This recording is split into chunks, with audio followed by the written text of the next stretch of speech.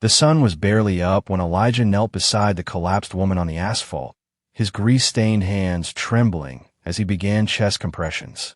He didn't know her name, or that a blacked-out SUV with bulletproof windows waited at the corner. He didn't know who she was, only that she wasn't breathing. What he did next, without hesitation, would set off a chain of events that would burn down everything he thought he knew about fate, power, and kindness. Let's begin. It was supposed to be another empty Tuesday for Elijah Kane, 29 years old, broke, and stuck fixing carburetors in a town that had forgotten how to dream.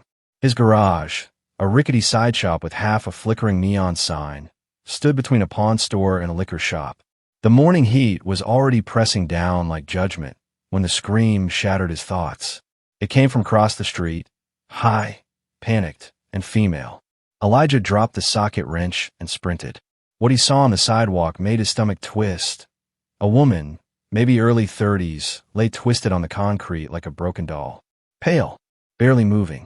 Her designer coat was soaked in sweat, her lips blue. Without thinking, Elijah dropped to his knees. "Ma'am?" he called, shaking her shoulder gently. No response. Her eyes were fluttering, rolling back. He checked her pulse. Weak. Faint. He didn't wait. Years ago, his brother had taught him CPR after a football practice scare. Elijah never thought he'd need it. But now, kneeling in oil-stained jeans, he tilted the woman's head back and started compressions, counting loudly, his voice cracking. "Come on. 1, 2, 3, stay with me, 4, 5. Her chest barely moved. Bystanders were gathering, murmuring, filming, but no one stepped in. "Don't just watch," he shouted. "Call 911. A teenager fumbled for his phone. A woman sobbed. He kept going. Sweat dripped into his eyes. His arm screamed. "Breathe, damn it." And then she gasped. The woman's body jerked beneath him. Her eyes snapped open, wide and glassy with panic. "You're okay," Elijah whispered, nearly choking on relief. "You're back. You're gonna be okay." The ambulance sirens wailed in the distance. But what Elijah didn't see was the man in the black suit stepping out of the SUV, or the woman's trembling fingers brushing against her hidden necklace, worth more than Elijah's entire garage, or that his selfless act had just saved Holland Raines, heiress to a billion-dollar tech empire. The EMTs arrived in a flurry of sirens and urgency. Elijah stepped back, hands shaking, jaw tight. His heart hadn't stopped hammering since she gasped for breath. He watched as they loaded her onto the gurney, eyes darting, confused, barely conscious. "Sir, did you perform CPR?" one paramedic asked. Elijah nodded, trying to wipe the grease and sweat from his hands. "Yeah." She wasn't breathing. The medic stared for a second, then gave a sharp nod of respect. "You probably saved her life."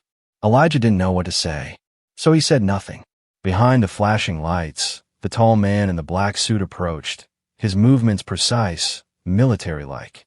His expression was unreadable, except for the flicker of something sharp beneath the surface. "You her relative?" Elijah asked, watching him carefully. The man didn't answer immediately. He just looked Elijah up and down. Faded work shirt, torn jeans, motor oil smudging his face. And then finally said, "No, I work for her." "Who is she?" Elijah asked. The man paused. "You'll find out soon." And then he walked away. The ambulance pulled off, sirens fading, and the small crowd dispersed, uninterested now that the drama was over.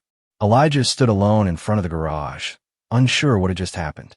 He didn't know her name, didn't know why she had collapsed, didn't even think about what came next. But across the city, in a hospital suite guarded by security and silence, Holland Raines opened her eyes fully for the first time and whispered the name of the man she'd never met until this morning, Elijah. The next day, Elijah was back under a hood, the clank of tools grounding him in something real. He had no time for mystery women or strange-suited men. Rent was late. The light bill was worse. But around noon, a matte black car pulled up outside the garage. The same SUV. Elijah straightened. The same man stepped out, walked toward him, and handed him a white envelope. No words. No smile. Just a nod. "What's this?" Elijah asked. "A message. From her." He opened the envelope. Inside, "Thank you for saving my life. I'd like to meet you. Tomorrow, 10 a.m. Raines Industries HQ." Holland Raines. Elijah froze. The name hit him like a truck. Everyone knew Raines Industries. They made everything: medical tech, aerospace parts, smart devices, billion-dollar contracts. And she was the daughter of the late Calvin Raines, the only heir. He read the note again. His hands trembled. The woman he saved was that Holland Raines. Elijah Kane barely slept that night. He lay in the cramped twin bed of his one-room apartment above the garage, staring at the water-stained ceiling as traffic buzzed in the distance. He turned the note over in his hands again and again, reading it under the dim glow of a flickering bedside lamp. It didn't make sense. Why would a billionaire want to meet him? He hadn't done anything heroic. No flashy rescue. No newspaper headline. Just a guy kneeling on concrete, doing what he thought anyone would. But the more he thought about it, the more he realized most people hadn't moved. They'd watched. They'd filmed. Some had even laughed nervously, unsure what to do. But he acted. At 9:42 the next morning, Elijah parked his beat-up Dodge truck at the very edge of Raines Industries' parking structure. It was like his vehicle knew it didn't belong there, sandwiched between a gleaming Porsche and a bullet-gray Tesla. His reflection in the glass doors almost made him turn around. Oil-stained jeans, faded denim jacket. The cleanest shirt he owned still had a tear at the shoulder. His boots were scuffed. He hadn't even owned a proper blazer since high school prom. But he took a breath, squared his shoulders, and walked in. The lobby looked like it belonged in a science fiction movie. All marble floors, glass elevators, digital art rotating in midair. A receptionist with a headset greeted him with a look of polite confusion that turned into surprise the second she typed in his name. "Ah, Mr. Kane. Yes. You're expected." She tapped her screen. Elevator, top floor. The ride felt longer than it was. His palms were sweaty. His heart was loud. He kept replaying the CPR scene in his head. Her pale skin. Her gasp for air. The way her hand had twitched. When the doors opened, a tall woman in an all-black suit was waiting. "Mr. Kane." He nodded. "She's waiting in the executive lounge. Follow me." The hallway was silent. Expensive. Full of framed articles, awards, and paintings that probably cost more than his entire neighborhood. At the end of the hall, they reached a double-door room with floor-to-ceiling windows that looked out over the city. And there she was, Holland Raines, wearing a soft blue cashmere sweater, her dark hair tucked neatly behind one ear, and eyes that watched him like she was reading a book only she could understand. He stood awkwardly in the doorway. She smiled, small, tired but genuine. "Elijah Kane." "Yes, ma'am." She rose slowly, walking with the kind of poise he'd only ever seen in movies. But there was no arrogance in her step, no designer coldness, just quiet strength. When she reached him, she extended a hand. "I'm Holland. I wanted to thank you in person." He took her hand, awkwardly. "You don't have to thank me. I just did what anyone would have." "No," she interrupted softly, her voice firm but kind. "You did what most wouldn't." A beat passed. Then she gestured to the leather sofa. "Please, sit." Elijah hesitated but sat. For a moment, she said nothing. She just watched him, her fingers gently wrapped around a cup of tea. Then she asked, "Do you know why I collapsed?" He shook his head. "I was poisoned." His stomach dropped. Her voice was calm, too calm. "My security believes it was a warning, a quiet threat, a message from someone inside. And if you hadn't acted," she trailed off. He sat back, stunned. "Why are you telling me this?" "Because you didn't just save me, Elijah," she said, eyes locked on his. "You disrupted someone's plan. You changed something they thought was certain." Elijah's heart pounded. "Are you in danger?" "I'm always in danger," she replied, with a hint of something darker. But this time, someone else paid the price. He stared at her, silent, then finally whispered, "Why me? Why call me here?" Holland set her cup down slowly. "Because I need someone I can trust." Outside, the sky darkened with incoming clouds, but inside that office, something was shifting. A mechanic who'd lived paycheck to paycheck was now sitting across from one of the most powerful women in the country, who was not only in danger, but had handpicked him for something more. And Elijah didn't know it yet, but this moment was the end of the life he'd known, and the beginning of one that would shake everything and everyone around him. Elijah sat stiff on the edge of that buttery leather sofa, trying not to shift too much. His brain spun in circles. He wasn't built for this world, clean lines, billionaire boardrooms, poison tea in crystal cups. He fixed radiators. He rebuilt engines. He kept old trucks running for people who couldn't afford new ones. And yet here he was, seated across from a woman whose signature could raise or crash the stock market. "You want me to help you?" he asked finally, voice hoarse. "You don't even know me." Holland folded her arms. "But I know what I saw. You didn't wait. You didn't ask questions. You saved my life without even knowing who I was. That says more than any resume ever could." Elijah shook his head, almost laughed. "Lady, I'm a mechanic. I've got no business in your world." Holland leaned forward, her expression soft but serious. "Maybe not, but I need someone outside my world. Someone real." A pause. And then, "I think someone in my company is trying to kill me." Elijah's stomach tightened. "I have enemies in suits who smile too much, investors who'd sell their children for a few points on the stock exchange, and a board full of men who want me to fail because I'm not my father. They think I'm weak. I can't trust them." He looked at her closely now, not the billion-dollar smile or the pristine hair. He saw the weariness behind her eyes, the weight of survival, the constant vigilance. "What do you want from me?" he asked quietly. "I want you to stay close," she said. "I want you to observe. Be my eyes, my instinct. People treat you differently when they think you're invisible. You're the only person who didn't want anything from me when I was lying on that sidewalk. That's rare." Elijah rubbed his jaw. This was insane. This was madness. But something in her voice, some truth, pulled at him like a tide he couldn't resist. Still, he asked the only question that mattered. "What happens if I say no?" Holland didn't blink. "Then you walk out, go back to your garage, and live your life like this never happened. You owe me nothing." She stood up and walked to the window. The city stretched beyond her like a kingdom. "But if you say yes," she continued, turning back slowly, "you'll uncover something you were never supposed to see. And it might break you, or it might save both of us." Elijah sat in silence. The city buzzed below them. He could still smell oil on his jacket, still feel the phantom weight of her chest beneath his palms as he did CPR. He stood. "I'm not some bodyguard. I know. I don't play games. Good. I don't need players. I need someone who means what they say." He sighed and stuffed his hands in his pockets. "All right, I'll stay. But if anyone tries to use me, I walk." Holland gave a half smile. "Fair." The next few days were nothing short of surreal. Elijah found himself given access to places he had only seen in news articles and documentaries. Rain's R&D labs, executive boardrooms, private lounges. But it wasn't just the technology or the architecture that left him off balance. It was the way people looked at him, as if he didn't belong, as if he were a joke. Holland didn't explain his presence much.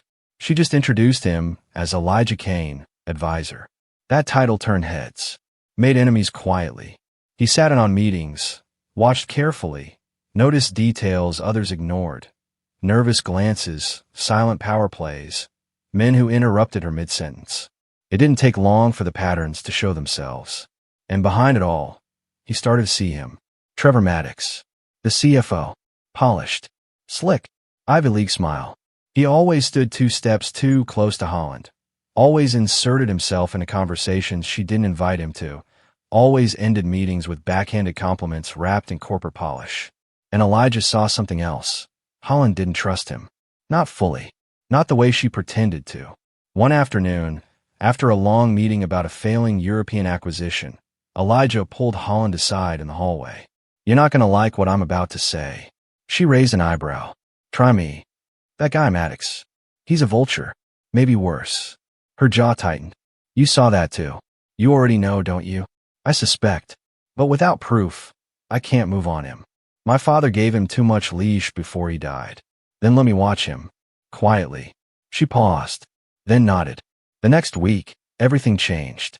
Elijah's instincts kicked in like they did in the garage, when something was off in an engine, even before the light came on. Late-night meetings. Deleted calendar invites. A strange briefcase left behind for 5 minutes too long. One night, well past midnight, Elijah trailed Maddox to a private restaurant back door where no one was supposed to be. What he overheard froze him to the core. A whispered conversation.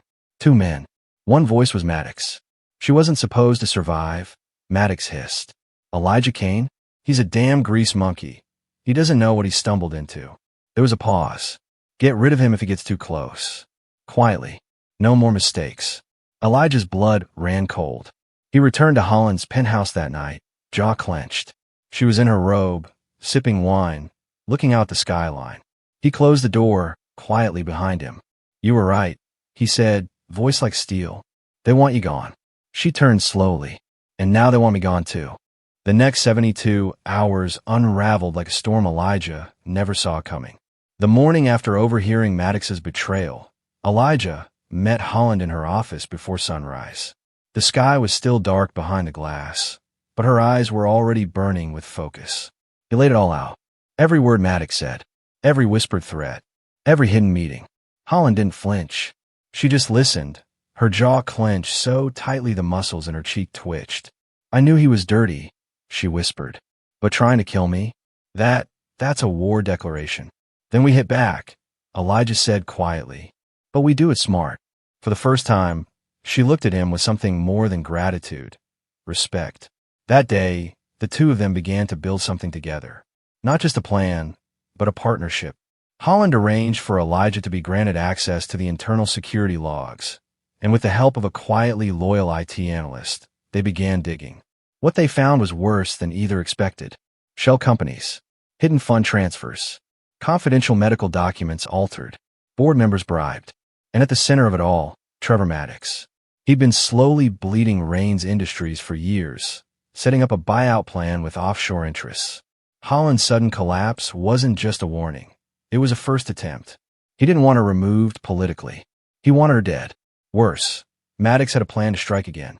A board vote had been quietly scheduled. In 2 days. On the surface, it was about reassigning division heads. But buried in the legal jargon was a clause to transfer emergency CEO powers to an interim overseer if Holland was deemed mentally unfit following her collapse. It was a silent coup. That night, Holland and Elijah met on the rooftop above her penthouse, the city flickering beneath them like a field of stars. You should walk away, she told him softly. You've already done more than enough. Elijah looked at her, wind ruffling his denim jacket. If I walk away now, I go back to rusted engines, loan bills, and a life where people like Maddox win. And I'm tired of watching them win. She turned to him, tears threatening. They'll come after you. They already are. A pause. Then, you saved me once. Now let me save you. The day of the board meeting. Elijah entered the Rains Tower in a clean shirt, slicked back hair, and a confidence that didn't match his background. Holland, standing tall in an all-black suit, walked beside him. No security, no driver, no press, just steel in their eyes. In the boardroom, Maddox was already seated at the head of the table, surrounded by silent allies. He stood all smiles. Holland, he said, you made it. That's a surprise. Not as surprising as what you're about to hear, she replied smoothly. Elijah stepped forward and placed a thick envelope on the table. Inside, he said to the board, is proof that Trevor Maddox has embezzled over $8 million from this company over the last 4 years. He's also linked to the synthetic compound found in Ms. Rain's bloodstream the night she collapsed. Maddox laughed. This is absurd. He's a nobody. Funny thing about nobodies, Elijah said, we tend to go unnoticed, even when we're digging into your secret files. Holland stepped in. You were always so sure of yourself, Trevor. But you forgot one thing. She opened a second folder and dropped it onto the table. A signed confession from Maddox's assistant. Pinned. Complete. You forgot that loyalty can't be bought. Not forever. The room went silent. Then chaos. Voices shouted. Lawyers scrambled. One board member stood up and demanded immediate suspension. But Elijah wasn't looking at them. He was watching Maddox. Watching the exact second his world fell apart. The fake smile dropped. The facade shattered. And the real man, cowardly, furious, humiliated, stood exposed. You'll regret this, Maddox growled. No, Holland replied. You will. That night, Maddox was escorted out in handcuffs. Holland took her rightful place at the head of the board, uncontested. But when she turned to Elijah, she didn't see a mechanic anymore. She saw something more. 2 weeks later, the garage was quiet. Elijah had returned to fix an old man's pickup, the same way he always had. But now the walls looked smaller. The tools felt heavier. Something had changed. A familiar voice cut through the silence. I thought I'd find you here, Holland said, walking and wearing jeans and sneakers for the first time since he'd known her. He looked up, surprised. You? In this dump? She smiled. I was hoping you'd come with me. Where? Wherever you want. I want to build something better. Honest. Real. I want you beside me. He stared at her. Why me? Because you never asked for anything. And because you saved me before I was worth saving. His throat tightened. I'm just a mechanic. She stepped closer. Not anymore. Elijah stood at the window of a brand new innovation garage funded by Rains Industries, watching his underprivileged kids learn to build their first engines, an education program he helped design. Beside him, Holland placed a hand on his shoulder. He smiled. He never asked for a reward, never expected anything. But the day he chose to act without hesitation was the day his entire life changed.